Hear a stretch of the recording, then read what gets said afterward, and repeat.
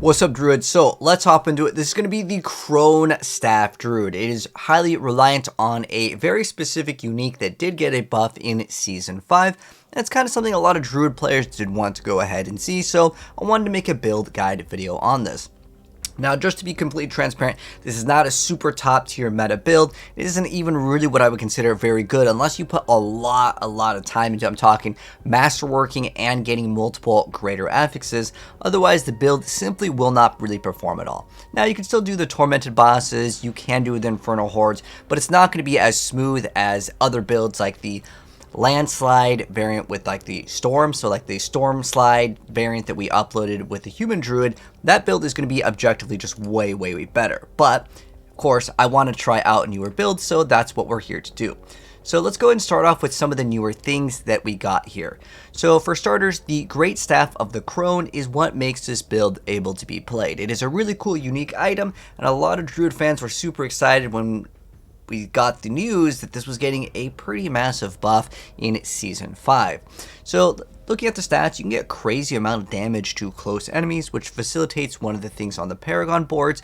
It also makes Stormstrike chain to multiple targets. You also get massive amount of crit. And again, the close damage goes crazy with this. I mean, look at it. It's 130 plus 391. That's not even a greater affix or anything. That's just getting the masterwork done. So you get a crazy amount of damage. On top of that, Claw is now also a storm skill, which also considers it a nature skill, and you can get up to 200% bonus damage. You start adding in other things that can give you other points, and in the gameplay right now, I have 33 points into it. Now that isn't even close to the limit. If you want to push it to its absolute limit, the actual number is actually 45. I know it only shows 40 here. It's because you have to also be considered in werewolf form to actually see the bonus from the armor that we're running here. It's also using a brand new armor. But I wanted to show these two numbers just to give you guys expectations that are realistic.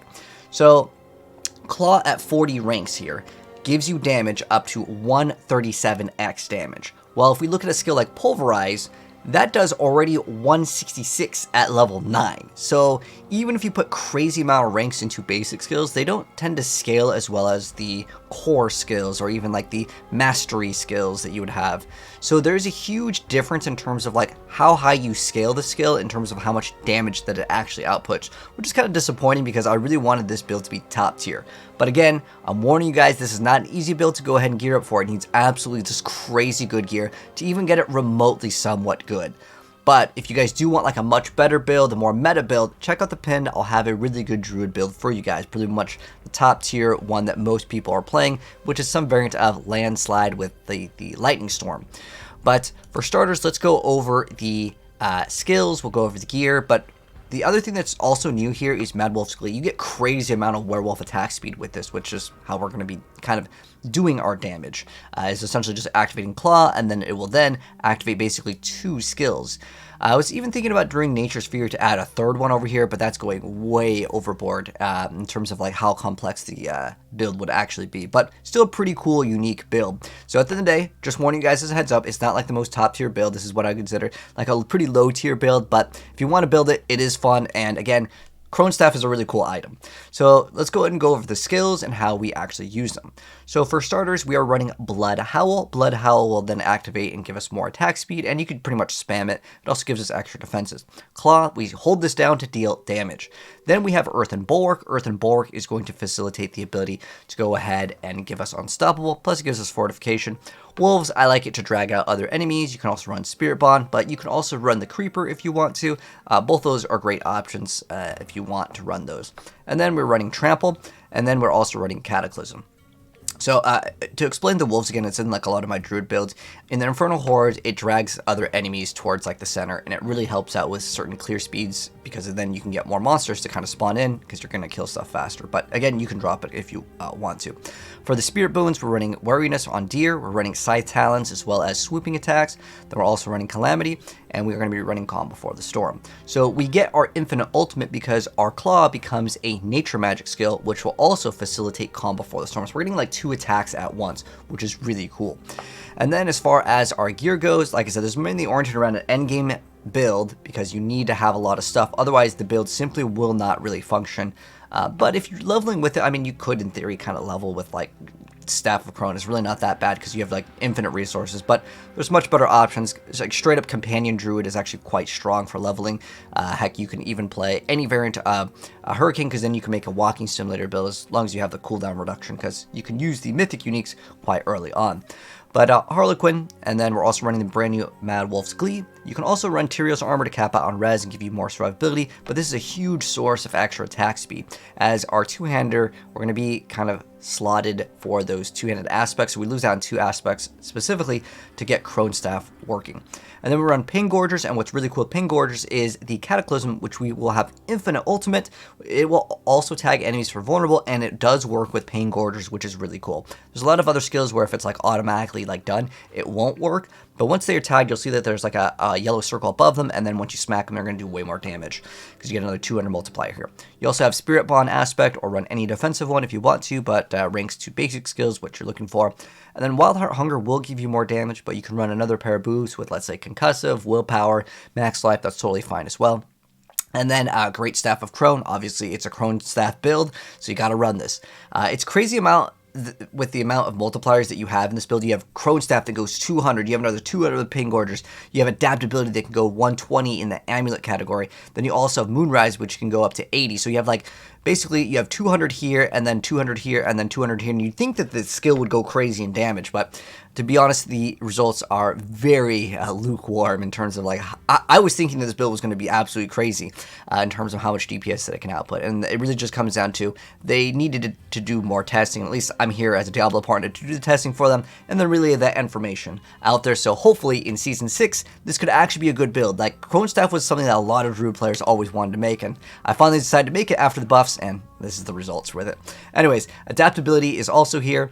Ideally, you can get Venom, you can also get Quick Shift. Those are all great things to have. And then if you want to get Cataclysm cooldown reduction, it's not the worst thing. You can get any other thing that you want to. In fact, getting more like life is probably good because the build is quite squishy unless you happen to have like a really good amount of like greater affixes on a lot of pieces of gear to get like that maximum life and good rolls. And then also Moonrise over here because it's a basic attack build, and we're going to be relying on that. You also get like Werewolf attack speed because you're pretty much in Werewolf form the whole time. And then we're running the brand new Menorric Ring just so we can have infinite ultimates. We don't really benefit off of having unlimited spirit, but 100x is the highest like number in terms of like damage. Plus, having infinite ultimate allows us for infinite vulnerability, and it applies the bonus that we need with Pain Gorger Gauntlets automatically, which is actually a pretty big deal. And then we don't have it offhand because it's a two-hander. Then we're running emeralds, rubies, and then diamonds, skulls. It depends on what you kind of need. But for the most part, if you have Tyraels, then you don't need to run any resistances. But Harlequin will give you some armor, but you may need just a little bit more, depending on if you get like certain rolls or not. So at the end of the day, this is meant to be, again, I know I'm stressing it several times, it's supposed to be like a fun off-meta build. Again, don't expect crazy results with it. Also, Ancestral Guidance does not work on this build because you don't spend resource, and it doesn't work with Menorric Ring. But again, the boss DPS is definitely not there, and it also has pretty terrible AoE. I know I'm not really selling this build as something that's good, but I wanted to at least give you guys the knowledge that this build does exist, and maybe in the future it can be good. Also, for anyone out there that was maybe interested in building it, you now know if it's good or not, especially with someone that has put a lot of time into the build. This is what the results kind of look like. So as far as the skill tree goes, we want to max out the first 2 skills. Let me go ahead and make this a little bigger. But for the first 2 skills, you're going to be maxing out Stormstrike as well as Claw because they both benefit in the gameplay over here. These are our ranks because it does activate both skills, and the Claw becomes a nature skill as well as a storm skill, so it will activate all the other bonuses. So you want to max out both of those. We don't run any core skill stuff, and then we run Earth and Bulwark. We get some extra defenses here. If you have Tyraels, you don't need this. Blood Howl, you get to spam it basically because of this, and this gives you extra survivability. And then if you need to put a point into Wolves, you can take that out and put it somewhere else. If you happen to run the build with Harlequin, then you don't need to even put a point into Wolves, but it's just 1 point over there. You can also run Poison Creeper. That's not a bad option because it can activate poison for, of course, your Envenom. You put 1 point into Toxic Claws, so when you crit, you can poison them, and then Envenom will be active. So it's up to you if you want to play Poison Creeper and Wolves. You can totally run both if you want to maybe drop Bulwark. I probably wouldn't remove Blood Howl though, but I really like the unstoppableness. And again, I actually really like the Wolves for dragging enemies. It, again, makes the Infernal Horde so much more smooth. And And then we have natural zest. Remember, we are going to be counting as storm skills, so we get to get that benefit. We get extra survivability here, extra survivability in these two areas, more damage with quick shift, and then of course Cataclysm.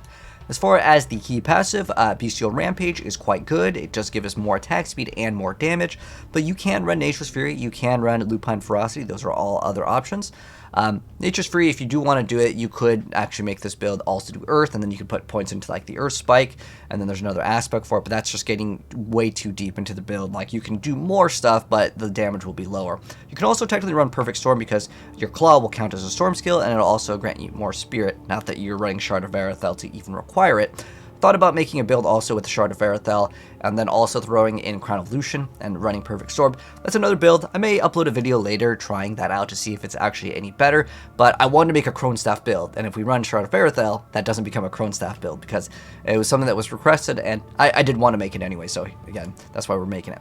As far as the Paragon board, let's get started. So we are going to be starting off with Spirit. So Spirit, giving us some more damage, and then we're going to be moving up to the second one, which is Thunderstruck and Earth and Sky. We do get the benefit of this. This is so easy to max out. Cronestaff just basically fills it out for you. And then we run Earth and Sky, because remember, it's going to be considered nature magic as well, and since it gives us bonus to all the magic nodes, we get all of the damage reduction. These all get multiplied, and then all the storm skills also get bonuses here. Now, there is a note on Ancestral Guidance and Fang and Claw right here. So you'll see that it says 30 out of 40.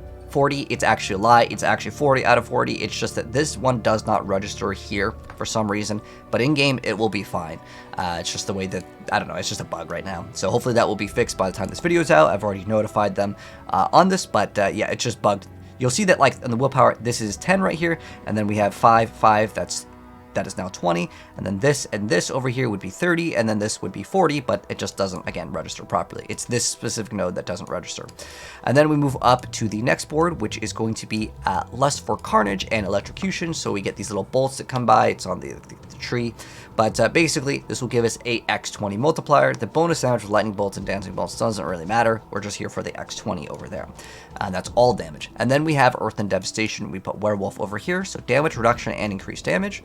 And then we are going to be getting Constricting Tendrils with Fulminate, so this is going to deal increased lightning damage to both healthy and injured enemies, and then we also get increased lightning damage.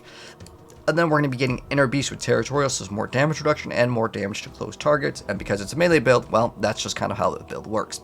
And then we have lastly Heightened Malice, because every single Druid build needs to play this poison thing in order to get a nice little multiplier.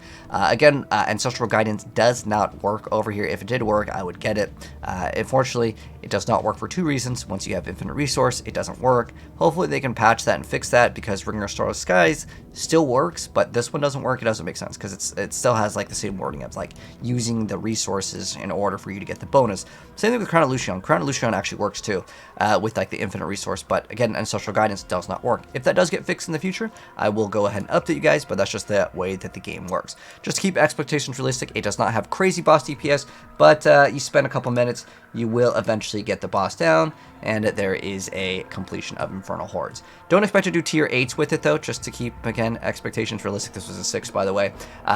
My assumption is that this build will be able to do a 7, but my gear was already pretty good, so if you want to do tier 7s, which is kind of like the golden area, and pretty much any build that is unable to complete tier 7s with, like, I'd say at least like Masterwork 8 gear, it's more likely going to get a buff maybe in the mid-season or in Season 6, because that's just kind of how the game works, is that sometimes we have our cool skills, and they're hot for a while, and then the game wants to break us up with the skill, and then we gotta move on to something else. That's just the way that Diablo is designed, so be on the lookout for this build in the future, and since I already built it, you guys will now have access to it once it actually becomes good, hopefully in the next season, which will be Season 6, but more likely everyone will be playing Spiritborn anyways. But have some fun with the Cronestaff build, guys. Let me know what you think of it. If there's any way to improve it, please let me know.